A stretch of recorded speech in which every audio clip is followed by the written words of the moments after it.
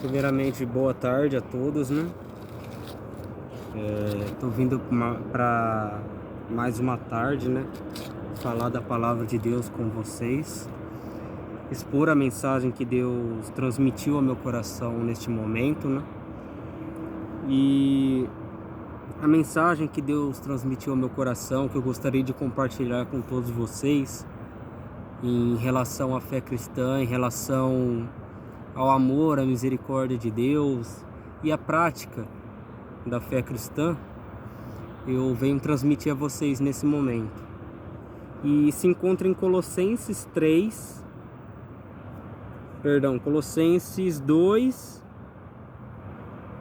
do 8 até o 23, que é o final do capítulo 2. E o capítulo 3 até do 1 ao 20, até o 25. Vai ser praticamente quase 2 capítulos, né? Mas que vai falar sobre temas muito interessantes sobre a fé cristã e sobre a prática dela. O subtítulo de Colossenses 2, 8, diz o seguinte: advertência contra falsos ensinos, a divindade de Cristo e sua obra redentora. Depois vai falar o cerimonialismo, sombra de coisas futuras. A obediência e tais práticas não vence o pecado. A união com Cristo glorificado. Vai falar os resultados dessa união. Os vícios devem ser abandonados também. As virtudes devem ser cultivadas. E os deveres da família logo em seguida. É basicamente esses temas que vão abordar. Então vamos lá, Colossenses 2, 8. Cuidado que ninguém vos venha a enredar com sua filosofia e vãs sutilezas, conforme a tradição dos homens, conforme os rudimentos do mundo e não segundo a Cristo. Porquanto nele habita corporalmente toda a plenitude da divindade. Também nele estáis aperfeiçoados. Ele é o cabeça de todo principado e potestade.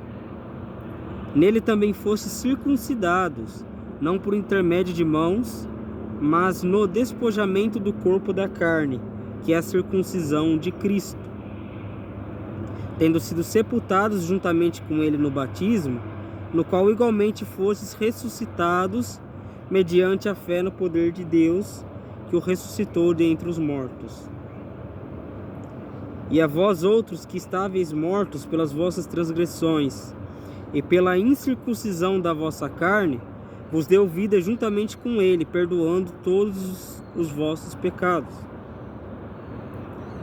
tendo cancelado o escrito de dívida que era contra nós, e que constava de ordenanças, o qual nos era prejudicial. Removeu-o inteiramente, encravando-o na cruz, e despojando os principados e as potestades, publicamente os expôs ao desprezo, triunfando deles na cruz. Ok, o que a gente tem que entender dessa primeira parte? Ele fala que nós fomos circuncidados não por mãos humanas, mas no despojamento do corpo, no despojar de um corpo pecaminoso, no rejeitar as ações de um corpo pecaminoso. Então, aqui ele está fazendo uma simbologia do que é basicamente a conversão. A conversão é a verdadeira circuncisão feita pelas mãos de Cristo. E ele também fala sobre o batismo, e ele diz o seguinte: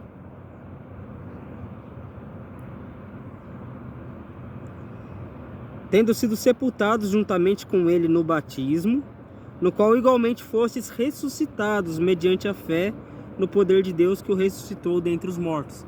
Você lembra que eu disse em vários vídeos já que se com a sua boca você confessar e com o seu coração você crê que Deus ressuscitou Cristo dentre os mortos, você será salvo? Então, é necessário que você creia que Cristo ressuscitou. Porque se você não crê que Cristo ressuscitou, você não crê que há ressurreição de mortos, então a sua fé é em vão, como diz uma certa parte da Escritura. Porque se Cristo não ressuscitou, todo o evangelho está errado. Se Cristo não ressuscitou, em vão é a esperança da nossa salvação, é o que Paulo vai dizer. Então é necessário que aquele que está sendo batizado creia do fundo do seu coração que Cristo ressuscitou dentre os mortos. E que pela fé ele creia que morreu juntamente com Cristo e que a sua vida foi sepultada juntamente com Cristo para que renascesse uma nova criatura por meio da ressurreição. O nosso pecado estava em Cristo. Então, morrendo Cristo, nós morremos para o nosso pecado. É basicamente isso. Morrendo Cristo na cruz, ele morreu para que fôssemos livres para ser dele. Não livres para voltar ao pecado. Não livres para voltar a um jugo de escravidão. Mas livres para Cristo. Livres para viver uma vida reta diante de Cristo. Ok? Então, isso é a conversão. É o circuncidar-se. É você abrir mão dos pecados, dos prazeres e você se voltar completamente a Deus. É basicamente isso. Ok. E a vós outros que estáveis mortos pelas vossas transgressões e pela incircuncisão da vossa carne, ou seja, não circuncidado pelos judeus, deu-vos vida juntamente com ele, perdoando todos os vossos pecados. Então, até mesmo aqueles que não são de Israel, não é o povo eleito, vamos dizer assim, o povo que Deus escolheu, né, para manifestar a sua palavra, o seu poder inicialmente na Bíblia, né? O que acontece? Acontece que até os gentios, aqueles que são estrangeiros, que não são da nação de Israel, alcançou a salvação a eles.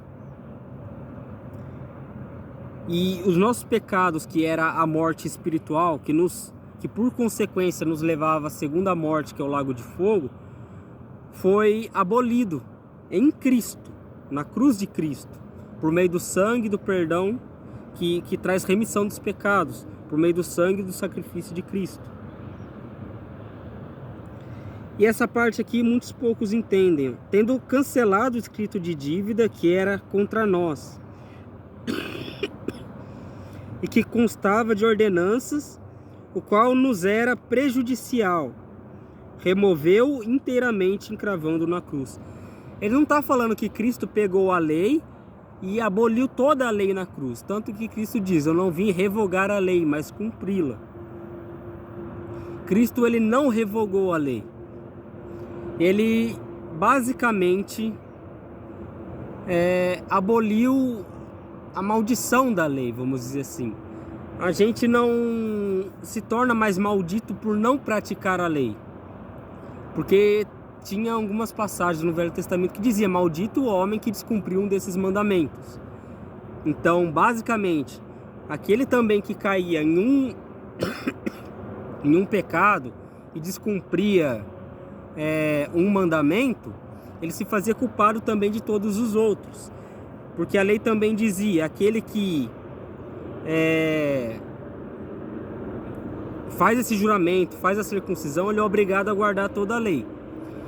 E ele viverá ou será justificado pela lei, o que é impossível, que Paulo diz o tempo todo. Nenhuma carne será justificada pela lei, nenhum homem será justificado pela lei, somente pela fé. E até antigamente você percebe que as pessoas eram justificadas pela fé na antiga aliança.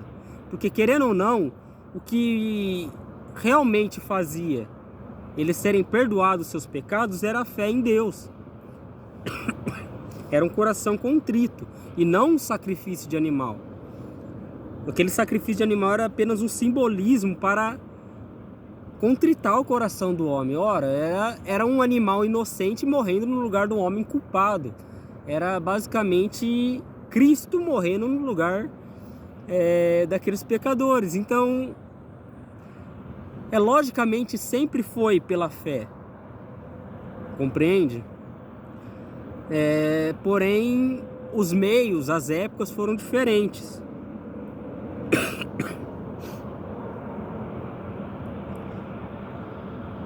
Aqui, despojando os principados e as potestades, publicamente os expôs ao desprezo, triunfando deles na cruz. Ok, agora vamos para outra parte. Colossenses 2, 16 ao 19. Ninguém, pois, vos julgue por causa de comida e bebida, ou dia de festa, ou lua nova, ou sábados. Porque tudo isso tem sido sombra das coisas que haveriam de vir. Porém, o corpo é de Cristo, a igreja é de Cristo. Ninguém se faça árbitro contra vós outros, pretextando humildade e cultuando aos anjos, baseando-se em visões, enfatuando sem motivo algum na sua mente carnal, e não retendo a cabeça, da qual todo o corpo, suprido e bem vinculado por suas juntas e ligamentos, cresce o crescimento que procede de Deus. O que ele está querendo dizer aqui? Essa parte diz sobre o cerimonialismo, que eram sombra de coisas futuras. O que ele está querendo dizer? As leis baseadas em festa, lua nova, baseada em bebida, comida, essas leis foram abolidas. Ou seja, o comer carne de porco não comer carne de porco foi abolido, guardar o sábado. Tem uma certa profundeza em relação ao guardar o sábado. Ele está presente nos 10 mandamentos, nos 10 mandamentos principais. Então, o guardar o sábado, na minha opinião, seria correto, sim, entende? Mas não praticado com religiosidade, mas praticado com o coração sincero. Você guardar o sábado porque você ama a Deus e por aí vai, entende? Para santificar um dia para Deus.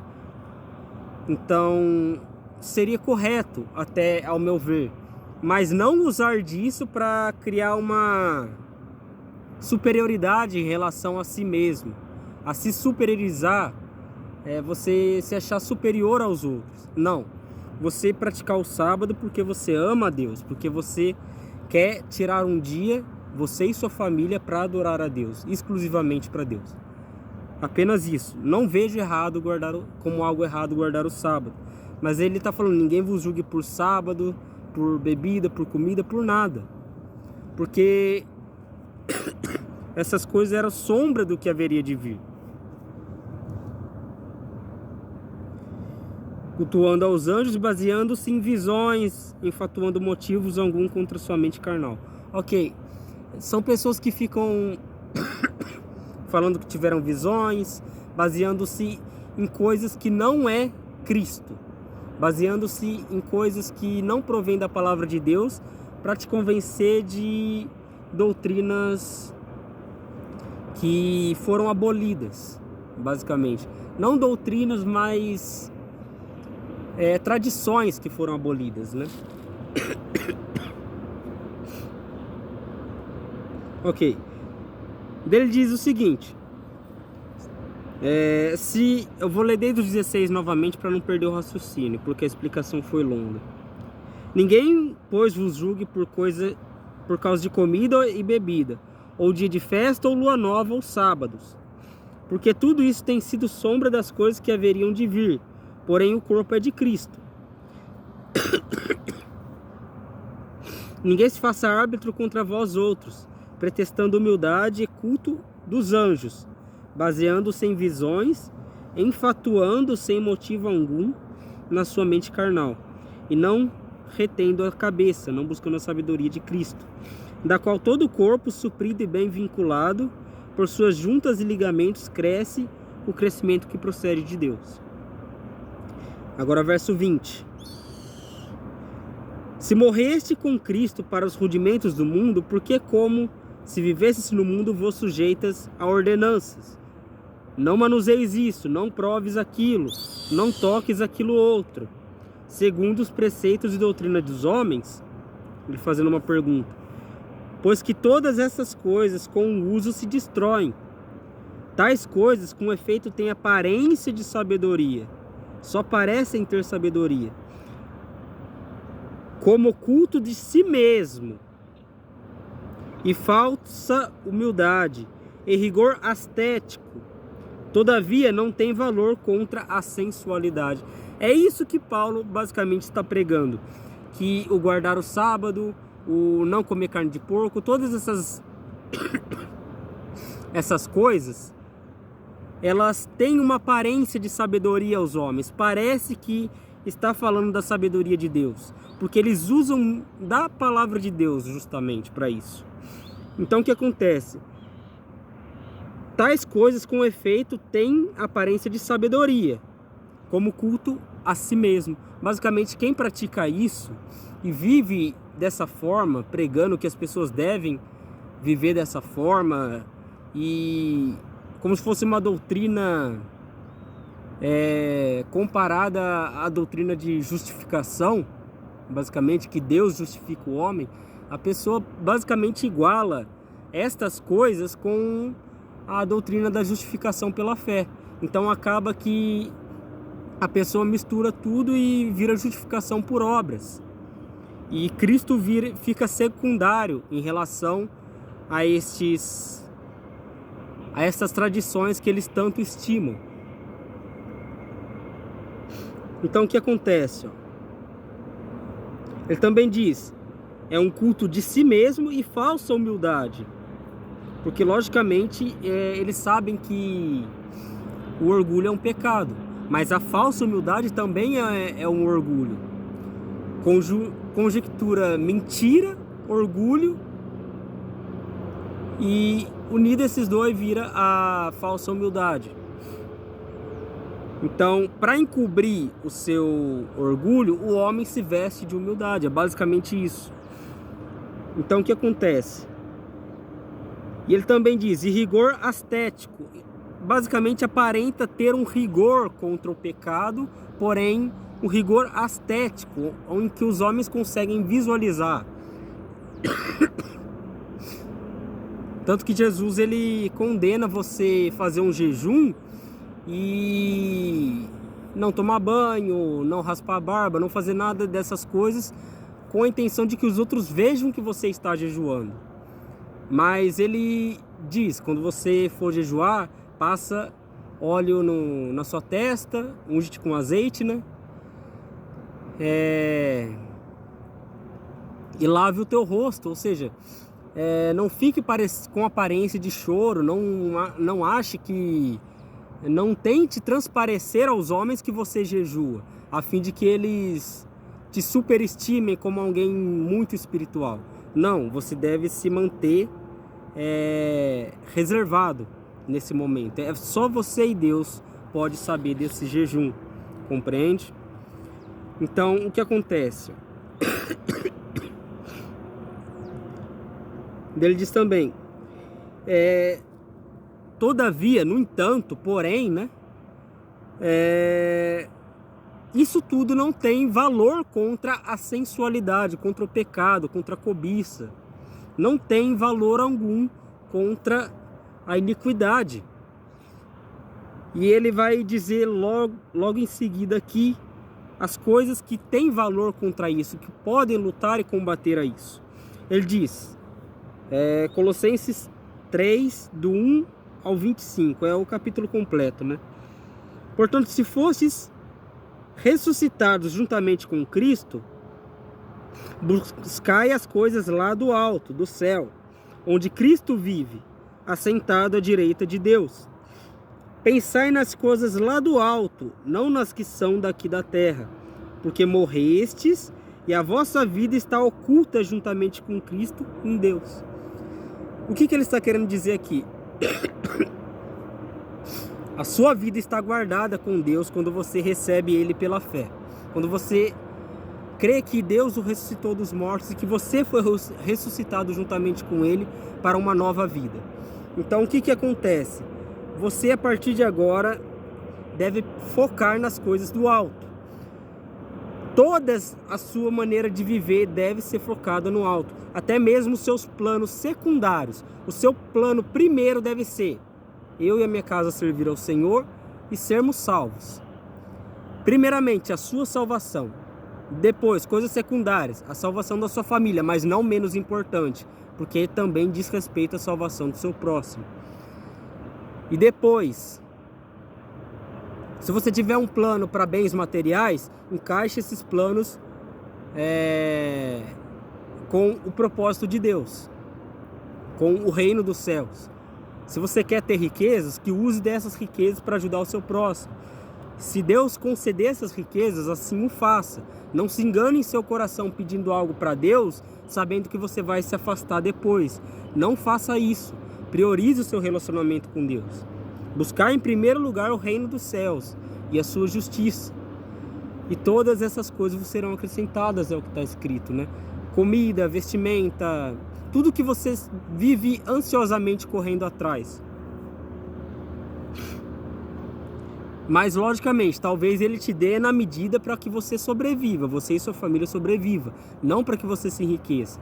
Pode ser que ele te dê o dom de multiplicar as suas riquezas, mas caso contrário, não se entristeça por isso. Afinal, são planos secundários. Porque morresse, a vossa vida está oculta juntamente com Cristo em Deus. Quando Cristo, que é a nossa vida, se manifestar, então vós também sereis manifestados com Ele em glória. Então, quando Cristo vier, nós seremos transformados. A Bíblia diz que os vivos serão transformados, mas antes disso, os mortos ressuscitarão primeiro. E os vivos serão transformados e serão arrebatados ao céu. Daí diz o seguinte: fazei, pois, morrer a vossa natureza terrena. Ele está falando dos resultados dessa união com Cristo. E também expondo, os vícios devem ser abandonados. Fazei, pois, morrer a vossa natureza terrena. Prostituição, impureza, paixão, lascívia, desejo maligno e a avareza, que é a idolatria. Ou seja, o amor ao dinheiro é a idolatria. Ele está querendo dizer.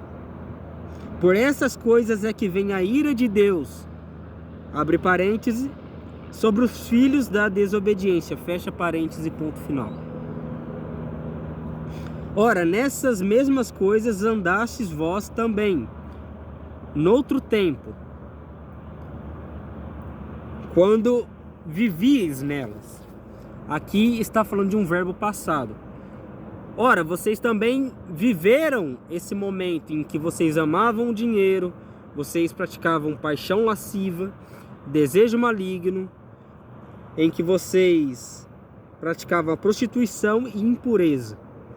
Vocês viveram dessa maneira, nesse aspecto. Mas ele diz: por essas coisas é que vem a ira de Deus sobre os filhos da desobediência, os que permanecem na desobediência. Então, aqui fazendo uma diferença entre luz e trevas, entre aquele que é filho de Deus e filho do diabo, praticamente. Querendo ou não, nós que fomos filhos de Deus também fomos servos, escravos do diabo uma vez na nossa vida. Então, devemos também ter compaixão dos que permanecem nesse estado deplorável. Porém, devemos alertá-los de seus pecados, senão, caso contrário, ele não vai ser desperto. Caso contrário, ele não vai acordar para a vida, não vai conhecer a verdade. Porque é pela verdade que somos libertos. Ele diz: ora, nessas mesmas coisas andastes vós também, em outro tempo, quando viviam nelas, viviam praticando elas. Agora, porém, despojai-vos igualmente de tudo isto. Ele cita outras coisas. ira, indignação, maldade, maledicência, linguagem obscena do nosso falar, do vosso falar. Não mintas uns com os outros, uma vez que vos despiste do velho homem com seus defeitos, com seus feitos, perdão, e vos revestiste do novo homem que se refaz para o pleno conhecimento segundo a imagem daquele que o criou, ou seja, o conhecimento de Cristo, onde não pode haver grego nem judeu, circuncisão nem incircuncisão, bárbaro e cita, escravo e livre, porém Cristo é tudo em todos. Ou seja, Cristo é a razão pelo qual ele une bárbaro e cita, servo, livre. Ele une judeu e não judeu, circuncisão e incircuncisos. Ele une tudo em uma só fé, em uma esperança de salvação. Ou seja, todos nós estamos ligados a Cristo. E devemos deixar de lado a ira. Por que a ira? Porque em diversos momentos vamos ser injustiçados, querendo ou não, e a gente vai se irar de alguma forma. Mas a palavra de Deus diz: irai-vos e não pequeis. Não se põe o sol sobre a vossa ira. O que quer dizer se pôr o sol sobre a vossa ira? Não passe o dia inteiro indignado, o dia inteiro bravo, porque isso vai afetar o seu relacionamento com as pessoas. É basicamente isso. Não leve as frustrações do seu serviço para a sua casa, nem da sua casa para o serviço. E faça isso em qualquer lugar. Porque querendo ou não, vai acabar que a ira vai despertar uma certa indignação. Você vai querer, às vezes, agir com violência ou com palavras duras, vamos dizer assim, Querer xingar, querer partir para agressão. Então, basicamente, primeiramente, deixa de lado a ira. Dele diz o seguinte: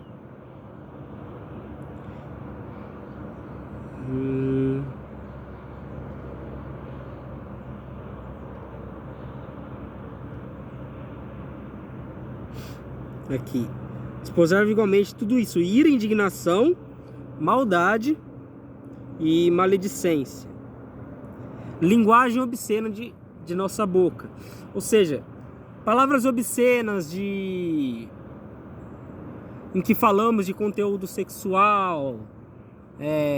Vocês conhecem essas palavras, elas são misturadas juntamente com os palavrões. Então, basicamente, se abster também dessas palavras. Ele diz: não mintas uns aos outros, ou seja, é qualquer tipo de mentira, quer seja para entrar numa entrevista de emprego, quer seja para qualquer coisa. Não minta em absolutamente nada. Em tudo está sendo provada a sua fé, em tudo que você faz. E tudo que o diabo quer é que você seja reprovado. Então, busque agradar a Deus, busque dizer a verdade em tudo, por mais que seja doloroso dizer a verdade, por mais que seja difícil dizer a verdade em algumas situações, mas diga a verdade.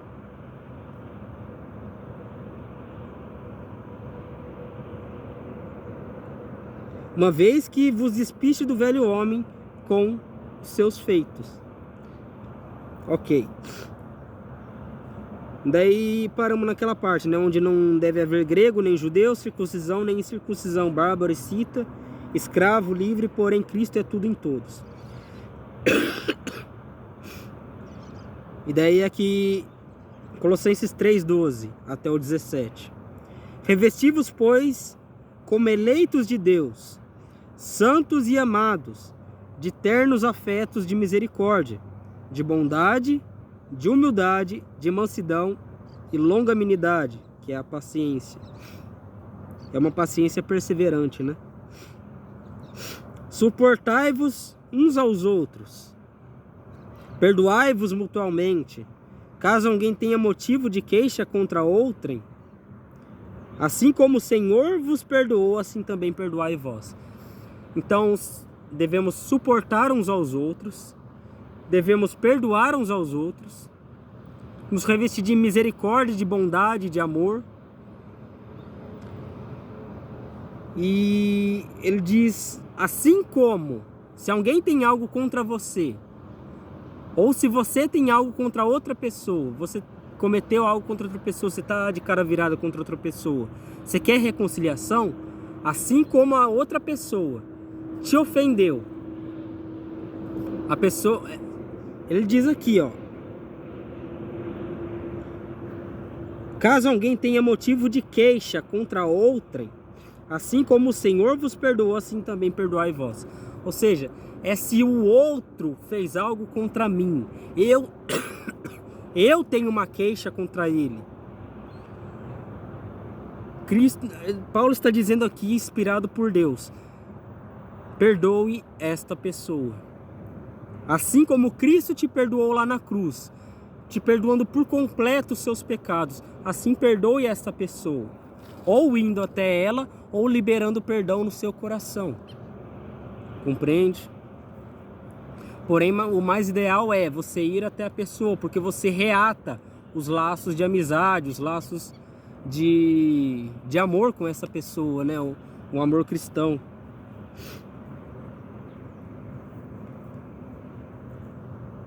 Acima de tudo isso, porém, esteja o amor, que é o vínculo da perfeição. Seja a paz de Cristo o árbitro entre vossos corações, a qual também fostes chamados em um só corpo, e sede agradecidos. Aqui eu quero dar um adendo a essa questão. A paz de Cristo é essa. Um dos efeitos da justificação pela fé é esse, paz com Deus. Justificados, pois, pela fé, temos paz para com Deus por meio de Jesus Cristo, nosso Senhor. Ou seja, Cristo nos reconcilia com o Pai. Essa é a verdadeira paz, de o nosso coração estar em paz com Deus, de não sofrermos a condenação, nem nos sentirmos condenados mais, porque Ele nos justificou e Ele é a nossa justiça. Ok. Habite ricamente em vós a palavra de Cristo, instruí-vos e aconselhai-vos mutuamente em toda sabedoria, louvando a Deus com salmos e hinos e cânticos espirituais, com gratidão em vossos corações.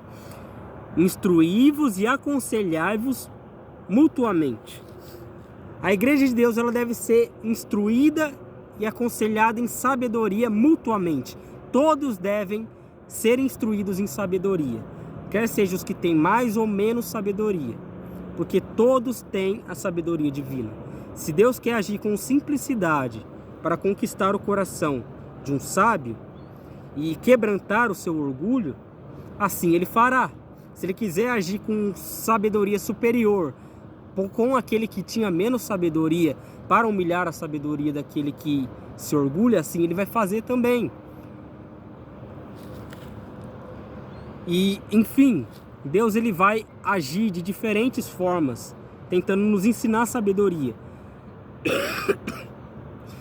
E querendo ou não, quanto mais você ouve da palavra de Deus, mais você aprende da palavra de Deus, mais você se torna sábio e mais você transmite sabedoria. E todos assim crescem em sabedoria. Imagine que eu alcance um potencial de sabedoria, eu passe toda essa sabedoria para o meu filho. O meu filho tem tendência de até os 18, 25 anos no máximo, se ele se aprofundar e eu realmente passar todo o conhecimento que eu tenho de Deus para ele, ele vai desenvolver essa sabedoria de tal forma que ele vai ser bem mais sábio do que eu. E se ele passar para o filho dele, ele vai desenvolver de tal forma que vai ser bem mais sábio do que o pai dele, que é meu filho. Então o que acontece? É essa visão que deveríamos ter. Quanto mais ouvimos, mais nos tornamos sábios. E todos cresceriam em sabedoria. Compreende? E não achar que a sabedoria de Deus pertence a nós, que a palavra pertence a nós, com ciúmes. Eu já vi pregador falando, quase que o irmão fala da palavra que eu ia falar, tal, com ciúme da palavra, né? Como se a palavra fosse dele, estimando aquela palavra. Poxa, acabou com a minha pregação, eu não tenho mais o que falar porque eu estudei essa palavra o tempo todo. Não, Deus ele usa de tal forma a complementar. Se seu irmão falou de uma palavra que você ia falar, complemente o que o seu irmão disse. Não desfaça todo o seu estudo por conta disso. Vá lá, complemente e continue a ministração que você fez. Porque querendo ou não, se ele falou de uma palavra que você ia falar, você acha que Deus não quis usar ele para complementar algo que talvez você ia ter falta? Iria esquecer de falar? Talvez? Talvez coisas assim aconteçam. Compreende? Ok. Habite ricamente em vós a palavra de Cristo, instruí-vos e aconselhai-vos mutuamente em toda a sabedoria, louvando a Deus com salmos e hinos e cânticos espirituais, com gratidão em vossos corações. E tudo que fizerdes, seja em palavra, em ação, fazei-o em nome do Senhor Jesus, dando por ele graças a Deus Pai. Quer em palavras, quer em ação, fazei para a glória de Deus. Fazei para Cristo. Agora, Colossenses 3:18 até o 25, aí concluímos essa ministração. Esposas, sede submissas aos próprios maridos, como convém no Senhor. Ele diz o seguinte: maridos, amai a vossas esposas, e não as trateis com amargura, ou com dureza, ou com rigidez, vamos dizer assim, né? Filhos, em tudo obedecei a vossos pais, pois fazê-lo é grato diante o Senhor. Pais, não irriteis a vossos filhos, para que não fiquem desanimados. Servos, obedecei em tudo vossos senhores, segundo a carne, não servindo apenas sob vigilância, visando tão só agradar homens, mas em singeleza de coração, temendo ao Senhor, a Deus. Tudo quanto fizerdes, fazei-o de coração, como para o Senhor e não para homens, cientes, conhecedores de que recebereis do Senhor a recompensa da herança. Ou seja, aqui basicamente Paulo, inspirado por Deus, relatou a mentalidade que a gente deve ter em relação às obras. Fazei-o para Deus, fazei de todo o coração. Tudo que fizerdes, fazei de todo o coração, como para o Senhor, não para homens. Por qual motivo?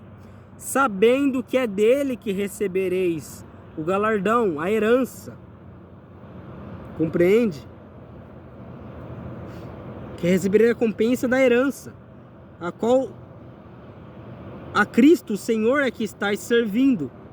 Pois aquele que faz injustiça receberá em troco a injustiça feita. E nisto não há acepção de pessoas. Ou seja, ele está falando do que o homem plantar, ele vai colher. Não há acepção de pessoas no juízo. É isso que ele está querendo dizer.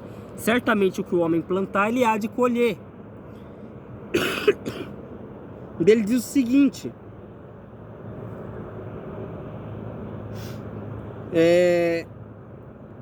recebereis do Senhor a recompensa da herança, a Cristo o Senhor é a quem estáis servindo.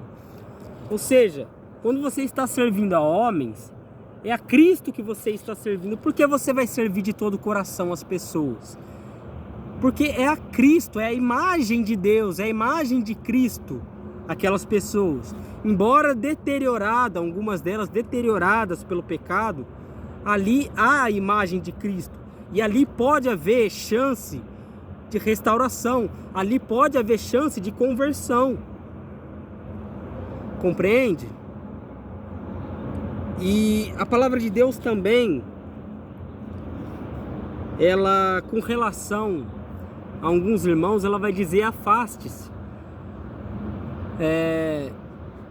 Paulo, ele diz: afaste-se de todo aquele que se diz avarento, hipócrita, que seja avarento, hipócrita, bebedor, que se prostitui, e por aí vai, diversos pecados. Mas ele diz: não digo dos pecadores em absoluto, não digo de todas as pessoas do mundo. Não é para você se afastar de todos, Porque caso contrário, disse Paulo inspirado por Deus, você deveria ter que sair da terra. Você deveria ser arrebatado por Deus para não se manchar com as pessoas do mundo. Você deveria sumir do mundo para que isso acontecesse. Entende? Para você não socializar com essas pessoas. O que ele está falando é: se afaste de todo aquele que, se dizendo ser irmão, se confessando ser irmão, é avarento, hipócrita, levado ao vinho, que se prostitui, por aí vai, diversos pecados. É basicamente isso. Ele está falando: afasta-se destes irmãos. Ora, o amor de Cristo, ele tem um grande diferencial. Ele não é um amor que aceita a injustiça, porque Paulo diz que todo pecado é injustiça. Compreende? Porque é um descumprimento da lei de Deus que é justa. Então todo pecado é injusto. Então o que acontece? Devemos nos afastar das pessoas que deveriam irradiar luz, mas estão irradiando trevas. Que nos deveriam ser exemplos, nos deveriam, dentro da igreja, fortalecer a fé dos irmãos, fortalecer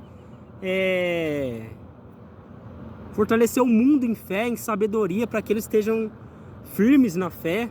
Mas não, afasta-te destes, compreende? E não tenha medo, não se envergonhe de Cristo, se envergonhe de andar com amigos que basicamente vão te arrastar para o inferno. Não te envergonhe do evangelho, de viver o evangelho, nem de dizer a verdade do evangelho na igreja, se você tiver a oportunidade de falar. Porque as pessoas desprezam a verdade o tempo todo. Até nós, quando pecamos, a gente prefere não ouvir a verdade. Porque o engano, querendo ou não, o pecado é mais prazeroso para o homem. Quando nós pecamos, nós cristãos também, sim, nós pecamos, não somos perfeitos. Quando nós pecamos, nós procuramos nos confessar para Deus, antes que fique mais difícil, antes que o coração endureça. A urgência de se confessar para Deus deve ser de extrema importância, compreende? E pedir para que Deus quebrante o coração para que não torne a fazer mais. Então o que acontece? Vamos ficar firmes. Concluindo, vamos manter a união no amor e na verdade, baseado na verdade. Vamos ser justos com as pessoas, vamos ser amáveis com as pessoas, vamos abrir mão da ira, da indignação, vamos abrir mão de tudo aquilo que impede de o evangelho surgir efeito em nossas vidas. Abre mão desse coração endurecido, esse coração amargo. Perdoe a quem tiver que perdoar, como Cristo te perdoou na cruz. Perdoe a quem tiver que perdoar. Suporte uns aos outros em amor. Vamos lembrar daquela palavra que é dita. Se não me engano, diz o seguinte: que o amor é paciente, é bondoso, não se alegra com a injustiça, tudo crê, tudo espera, tudo sofre, tudo suporta. Aqui está falando de uma perseverança, uma fé perseverante, de tal modo que o homem ele é perseverante em tribulações, em problemas, em perseguições. Porque está falando tudo sofre, tudo crê, tudo espera, tudo suporta. Até mesmo as afrontas dos ímpios, até mesmo a afronta de pessoas que nos amam, mas que viram as costas para nós quando nos tornamos cristãos, independente do que seja. A verdadeira fé é esta, uma fé perseverante. E uma prova disto está em João 15. Evangelho de João 15, algo dito por Cristo. Okay.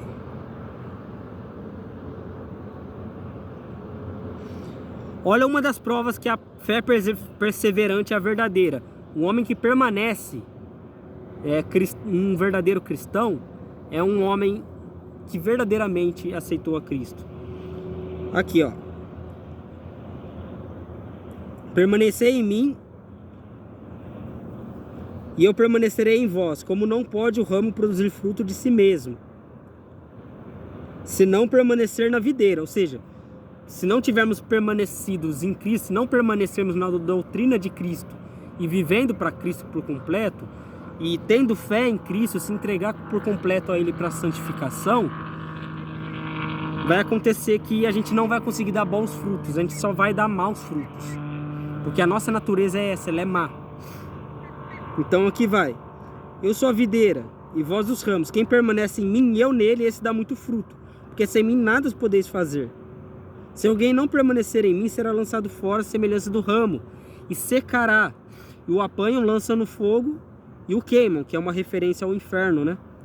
Ele diz: se permanecerdes em mim e as minhas palavras permanecerem em vós, isso é escritas no coração do homem,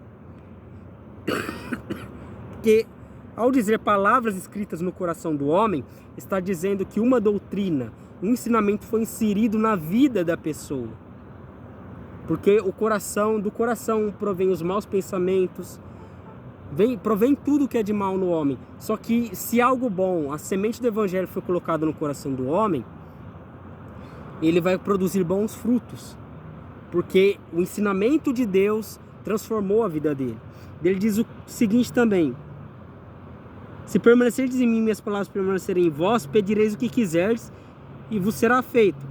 Nisto é glorificado meu Pai, em que deis muito fruto, e assim vos tornareis meus discípulos. Ou seja, Deus, ele quer que nós demos muito fruto, ele quer que a gente dê muito fruto, só que este fruto vem de uma permanência na palavra de Deus.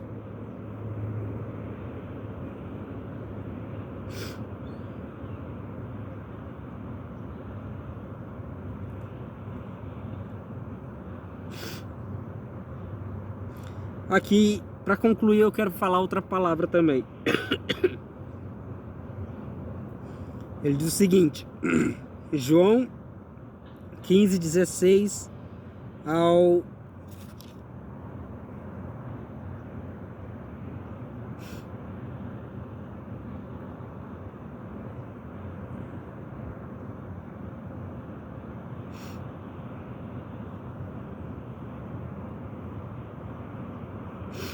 Ok. Ele diz o seguinte: não fostes vós que me escolhestem a mim, ou seja, não escolhemos crer em Deus. Pelo contrário, eu vos escolhi a vós outros e vos designei para que vades e deis frutos, e o vosso fruto permaneça, a fim de que tudo quanto perdides ao Pai em meu nome, Ele vos conceda. Vosso fruto, vades e deis fruto. Eu vos escolhi para que vocês vão e deem fruto. E o que Paulo diz para complementar isso? Ele diz o seguinte, que fomos chamados, fomos escolhidos para a santificação. Fomos eleitos para nos santificarmos. E a santificação é um dos maiores frutos. A santidade é o maior fruto, querendo ou não. Ela é o fruto que gera todas as outras. Todas as outras coisas. O amor, a misericórdia, tudo é gerado da santidade. Porque Deus é santo. E Ele diz, sede santo porque eu sou santo.